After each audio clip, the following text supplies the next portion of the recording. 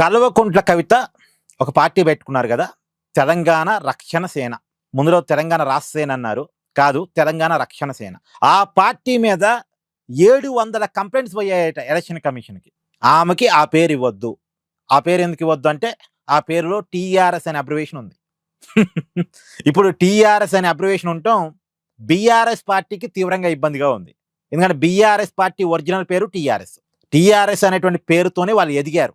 వాళ్ళ రాజకీయ ప్రస్థానం స్టార్ట్ అయిందే ఆ పేరుతోటి, తెలంగాణ రాష్ట్ర సమితి. ఆ పేరు ఇప్పటికీ బీఆర్ఎస్ అని పేరు ఉన్నప్పటికీ కూడా వాళ్ళు టీఆర్ఎస్ గానే ప్రజలకు తెలుసు. ప్రజలు అలాగే అనుకుంటారు. ఇంకా బీఆర్ఎస్ అనే పేరుని జనం రిసీవ్ చేసుకోలే. ఆ పేరు ఎప్పుడైతే మారిందో అధికారం కూడా పోయింది వాళ్ళకి. ఇప్పుడు మళ్ళా బీఆర్ఎస్ని టీఆర్ఎస్గా మార్చుకుందాం అనుకునే లోపు ఆ పేరుని కవిత ఎత్తకపోయింది. కాబట్టి ఇప్పుడు బీఆర్ఎస్ వాళ్ళు ఆ పేరు కవితకు రాకుండా ఉండటం కోసం, ఎందుకంటే కవిత టీఆర్ఎస్ అనే పేరుతో జనంలోకి వెళ్తే జనంలో కన్ఫ్యూజన్ ఏర్పడి ఇటు పడే ఓట్లు అటు పడతాయేమో, ఎందుకంటే కవిత కూడా కేసీఆర్ కూతురేగా అని వేరే వాళ్ళ చేత కంప్లైంట్స్ ఇప్పిస్తుంది.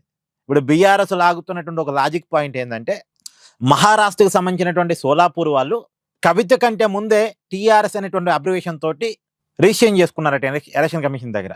తెలంగాణ రాష్ట్ర సామాజిక సమితి అనే పేరుతో వాళ్ళు రిజిస్ట్రేషన్ చేసుకున్నారట.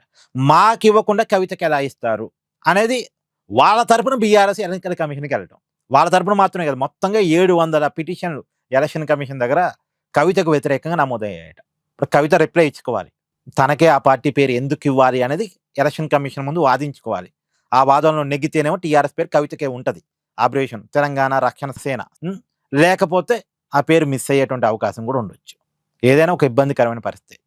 ఇదంతా ఎందుకంటే బీఆర్ఎస్కు ఉన్నటువంటి ఒక భయంతో, ఆ టీఆర్ఎస్కున్న పేరుకున్నటువంటి వైబ్రేషన్తో జరుగుతున్న పరిణామాలు. ఏమంటారు? కామెంట్ చేయండి. Please do like, share and subscribe this channel.